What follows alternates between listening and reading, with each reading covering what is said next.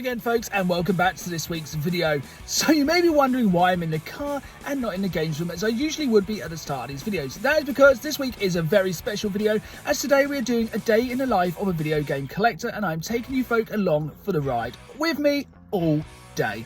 So we're out game hunting, going through charity shops, CX, anywhere we can pick up games, just enjoying the day. It looks like it's gonna be a beautiful day. It's pretty early as I want to hit these charity shops up pretty much as soon as they open. So hit the music, let's get into it. Get pick up! Building the games room! Brush tricks! Not game hunting! I always find it's best to have a bit of a plan when you're heading out on a game hunt. So what I normally do is plan a bit of a route. So we go into one town on the way to our destination, then to our main destination of the day, and then hitting up another town on the way back. You know, with the rise in petrol prices and just time constraints, you know, this is my day off work. This is not my full-time job. I wouldn't really take you around that as it's a little bit more boring than this. But, you know, these are the kind of videos I put out every week, at least once a week, live at 5 every Saturday. So hit that subscribe button, and now let's get into the game hunt. Here we are then, first stop of the day in Attleborough. So we're on the way to Thetford, but Attleborough is on the way, so it kind of seems rude not to stop in on those charity shops and see if we can pick up a few bits we can take into CX later in the day. Let's see how we get on. The very first shop of the day, and I find something I don't see very often these days, and that is vintage WWE t-shirts. And this Rock one is absolutely incredible. It is a vest, it is just £4, it is coming home with me. In the same store they did have quite a decent supply of games, but sadly they were mainly all FIFAs and even PS4 FIFAs, which we're seeing more and more now. I think the thing is, people just don't know what to do with their FIFA games. After the year has passed, you can't even trade them into CX really. There was this hidden game which was also a FIFA, this time for the original Xbox. So nothing to see here. On to the next shop where we are greeted by some more FIFAs. It just seems at least 50% of the games you see any day in a charity shop will be sports games, because people just don't know what to do with them. But this was an interesting find, and something I used to love back in the day, Xbox demos. In the next shop across the road, there was a real throwback and something I used to love when I was younger, and that is micro machines. But this is a problem I'm seeing more and more in charity shops. They try and charge a much more premium price for things that they think will sell better. Which, you know, like these Lego Bionicles. If these were a couple of quid, I'd have picked them up. But £7.50 each, I think you're going to put people off. You know, if people are looking for collectibles like this, they're mainly going to be looking on eBay. So, you know, when you go into a charity shop, you're looking more for cheaper items, such as your DVDs, your games, you know. DVDs 25p each. That way they're going to sell. Sometimes I think when they overprice these things, they're literally just going to sit on the shelves forever. Like the Xbox games in here weren't too bad. There were some pretty decent titles, but again, some of these were £3 each, and they're not the most desirable titles. So, you know, sometimes I think charity shops need to really check their pricing. Attleborough had not been too amazing today, but I did manage to find this extra charity shop on the way into Thetford, which was, you know, I always check the maps when I'm going to a new town. This one I literally just saw at the side of the road and pulled in, and, you know, they did have a fairly decent selection of games, you know, a nice mix of stuff. It's not that often at the moment you see Xbox One stuff. I think over the next year or so it's going to become a lot more abundant. Sadly, there wasn't anything too exciting in here. You know, there was a lot of kind of Xbox 360, PlayStation 2. One thing you don't see that often though is PC games. Like, if this had been cheaper, I'd have probably picked this up. But for £5 for kind of an old PC game, regardless of how cool it is, probably not going to pick it up. But on to the main town of Thetford. So here we are, we've made it to Thetford, found somewhere free to park, which is always a bonus. And now it's time to get back on the hunt. It is an amazing day. Let's get on it.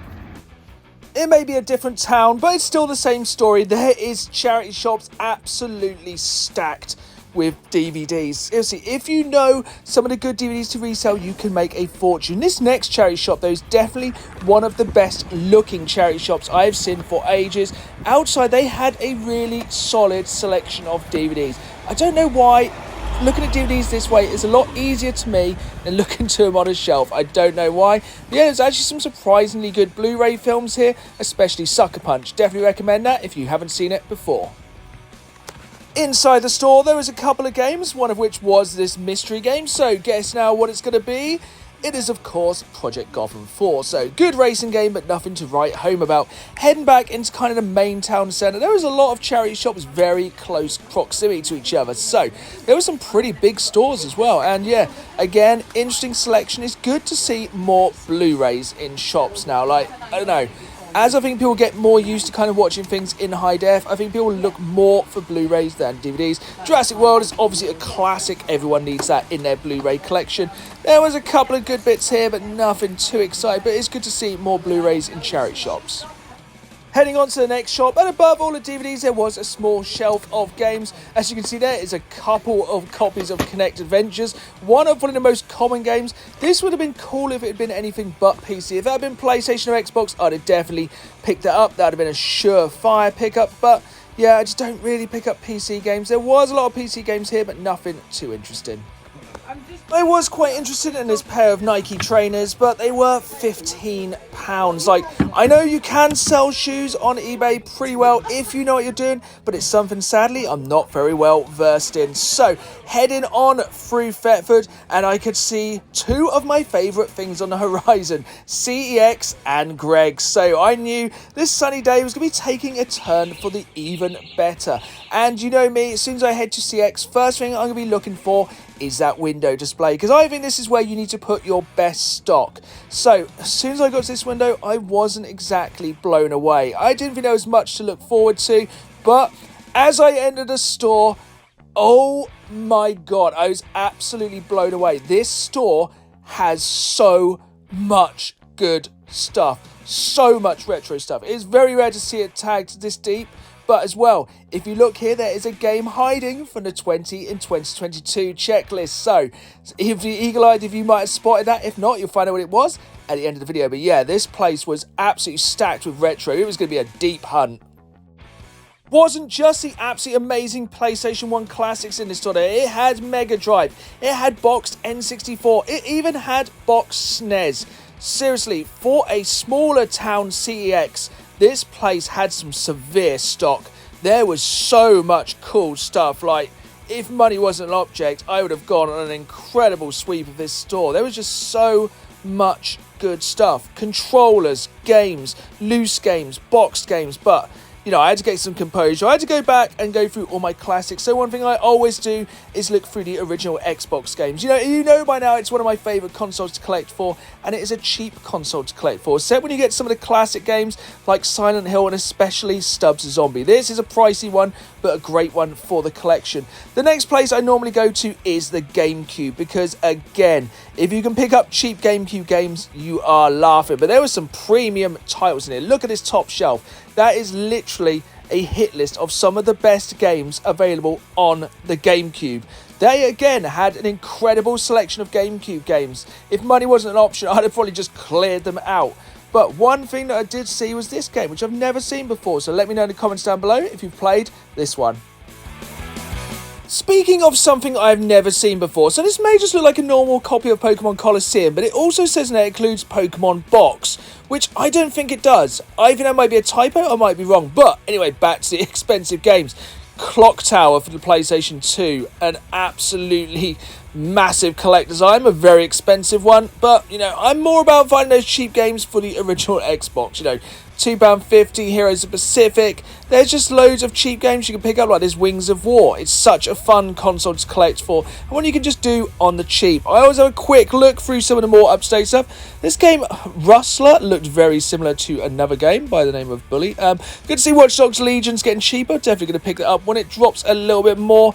A game that I've been looking to pick up for so long for the 20 and 2022 list, but still so expensive. I hold out hope, though, I will find this one day somewhere cheaper, probably on Facebook Marketplace or online. Checked through the Wii U. This was the only place this kind of store was kind of lacking in. Nothing really in the Wii U department. I did have a quick look for the PlayStation Portable. One game I would pick up, if you ever see it, Untold Legends, is an absolutely underrated gem. I was trading some bits into CX as per usual and saw behind these PlayStation aim controllers for the VR. I've been after one of these for a while and I think that was an amazing price for this peripheral. I was tempted, do I pick up Firewall? In the end, I did decide to pick up Farpoint for the VR. Sausage roll and CX bag in hand, we were off to our final town of the day. And Thetford, though it had been a bit disappointing in the charity shop department, was well worth a visit. It was a really nice town, and that CX was absolutely amazing. So, as expected, that CX really did deliver. I literally could not decide what to pick up. I changed my mind 2 or 3 times, but you'll have to stick around to the end of the video to see what I picked up. So, we've got one more place to visit today. On the way home, back to Wyndham. Here we go. Ooh, crumbled a bit. Here we go then. Last town of the day. We are back in good old Wyndham on the traditional hunting ground. 4 or 5 shops left to go for the day. Let's get to it. Another thing on the weird list of things I look out for when going around charity shops is annuals. They just hold such a place in my heart from my childhood days. And, you know, I just think they're such a cool zeitgeist item. I did pick up this Simpsons one for my wife. She's a massive fan. And it is cool to see that kids today are still reading annuals. Even if they are Fortnite or Minecraft annuals, you know, who are we to judge? In the next shop, one of you Alan Partridge fans out there is a Corby trouser press, which is very impressive. You know, no hotel room is complete without a Corby trouser press. You can dismantle. Round the corner, there was these coasters. You know, we all need drinks coasters, so why not have some cool ones? These ones are really good. You do not see lenticular stuff enough. Everything should either be lenticular or have LEDs, but for £5 for a set of coasters in a charity shop, I think that's a little bit overpriced. Looking through the books, and a book which has appeared before, and you know, one day we'll pick it up. It's 52 times, but it was a bell-end one. Absolute classic title for a book. This is how well I know some of these charity shops in Wyndham now. Straight in, straight to business, straight to the games. They literally always have a fairly decent collection of stuff in here. Normally a mix of PlayStation 2 and PlayStation 3, oddly, but I did manage to find some games in here which I needed. If you saw recently, I picked up that Silent Scope for the PlayStation 2, the actual rifle, and did not realise I don't have this classic game in my collection. Looking around the rest of the shop, there was this Simpsons board game, which I was kind of tempted to pick up, but board games are kind of hit and miss with missing pieces, if you excuse the pun. So this shows you the importance of using an app to track your game. So I use Game Eye, which is a really good way to track all the games I have, as I could have literally swore, I can't actually believe I don't have Time Splitters in my collection, but now I do, and at a pretty good price, so on to next. On to the next shop, and they had again one of my favourites, the boxes of DVDs outside. This Rocksmith would have been cool if it had been on a 360 or the PlayStation 3, but PC, but I left it behind. But shout out to the classic musical it was South Park. You can actually watch this on Amazon Prime rather than picking up the DVD for 20p. So this shop I have scored so many times in, but this seemed to be a very rare miss situation. The only thing I picked up was this Heat Seeker game, which kind of gave me Afterburner on the Mega Drive kind of vibe. So yeah, any kind of game like that I'm definitely going to pick up. But yeah, it was just a wall of FIFAs and kind of SingStars and just kind of shovelware PC games. It was a real shame, as this is probably the first time I've had a real miss at this shop. I normally pick up 3 or 4 decent bits, but I suppose that's the kind of thing with charity shops. You roll the dice. You never know what's going to be in there. You're going to have hits and misses. Sadly, this time we had a miss. In a weird throwback to earlier in the day, the next store actually had some Lego Bionicles, and this time they were a lot cheaper. But much like buying board games from charity shops, you don't know if there's going to be pieces missing, and that is always a worry. I did pass these up and I kind of regret it. We were on to the last store, and this is a store before where they once had boxed Pokemon games, which I missed, and they still had the labels on the shelf. I will never forget that day. It was absolutely devastating, but this is another store which I think is kind of falling down the path of overpricing themselves. Like, I would have picked up this Need for Speed Hot Pursuit on the Wii, but it was £3. Like, I think that's a little bit overpriced these days for Wii games. And, you know, it was coming to the end of the day. The last thing I did see, which I was going to pick up, glad I didn't, I'd have got stung, was this PlayStation camera for £18. Buying for yourself, a fantastic price. But if you're looking to flip it and make a bit of money, you'd have probably broke even, and that's not what we're looking for. There we have it then. That's the last charity shop of the day, done and dusted. And do you know what? It's been so long since it's been such a nice day weather-wise for like game hunting. You know, it's just good to be out enjoying the weather. You know, otherwise I'd probably be in the games room just playing games. But speaking of, let's take it back there. I've got a lot of cleaning, a lot of organising, and let's have a look what we picked up today. After unpacking all of the pickups in the games room, it was time to head out with the family for a night of 10-pin bowling. And little known fact, it is one of my favourite sports. There is nothing better than a few games of bowling and a few beers to end a day of game hunting. And yeah, I used to be a lot better at bowling. I am a little bit off practice now, but you know, it always comes back. It was really cool to see this Atari Pong kind of modern retro inspired machine. This thing was so cool. Like, it even had like the old Atari controls. It was an absolutely fantastic way to end the day. And you know, I just wish all days could be like this. This is what I would like to do 24 hours a day, 365 if I had the opportunity. Who knows, somewhere down the line, maybe that's what I'll get to do. But until then, my favourite days are always the days I'm out game hunting. Now, let's take it back and see this week's pickups. Here we are then, back in the games and ready to go over all those amazing pickups from just one day of game hunting. And it also shows you don't have to spend too much time or too much money to slowly build an amazing game collection. And the first pickup is, of course, this incredible vintage WWE The Rock t-shirt for just £4. It doesn't even have sleeves. It is perfect for heading to the gym. Brilliant first pickup of the day. Next up, we have these two official Xbox magazine demo discs. And these are such a good memory for these. I used to buy this magazine every single month just because look at some of the demos you got to play. You got to play Unreal Championship 2, Area 51, Constantine, even Star Wars Commando. That is just 1 month's demo. I think this magazine was about £5 a month, but to play these games before, so you could find out what games you liked before you pick them up. On the other demo disc, we have games such as Pariah, Sid Meier's Pirates. Some of these aren't as good as others. This one's slightly better, but yeah, I used to love demo discs back in the day. I don't think games do demos as much nowadays as they should. You know, it's cool to play games. You can decide which ones you really want to spend your hard-earned money on. Of course, we did pick up some games, and the first one is Heat Seeker for the Wii.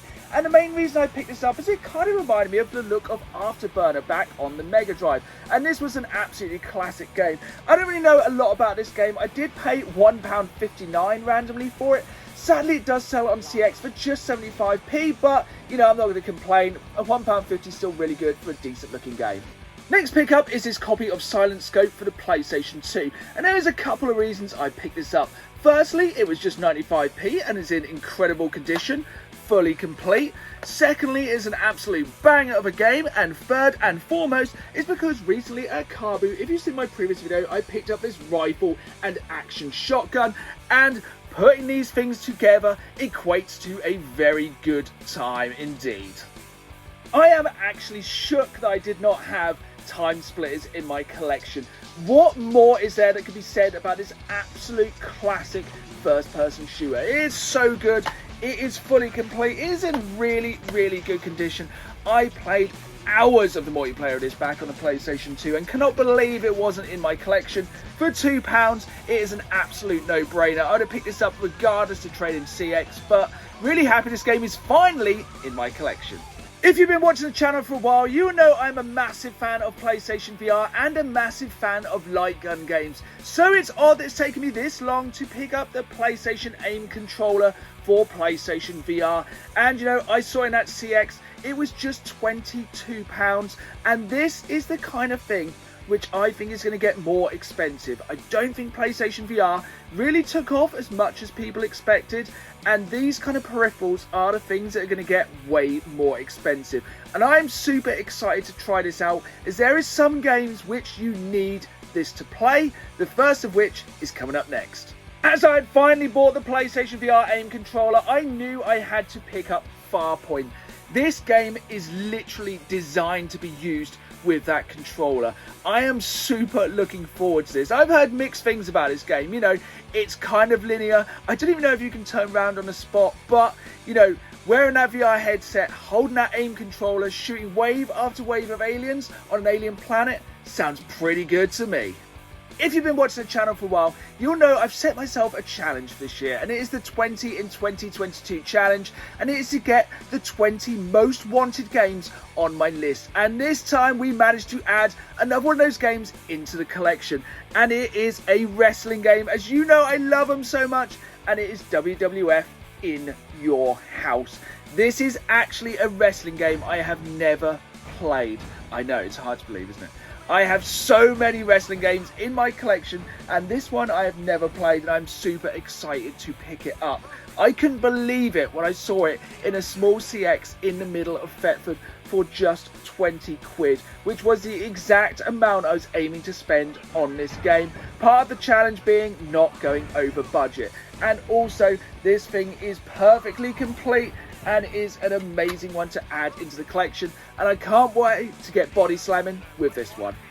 There we have it then, everyone. That's the end of the video, and thank you for joining me in the day of a life of a game hunter. I hope you've enjoyed coming along for the ride, and let me know in the comments down below if you'd like me to do it again sometime in the future. Thanks for watching. If you did enjoy the video, please hit that like button. Subscribe as I put new videos out every Saturday live at 5, as well as dropping bonus content throughout the week. Thanks for watching, and as always, keep playing the game. See y'all soon.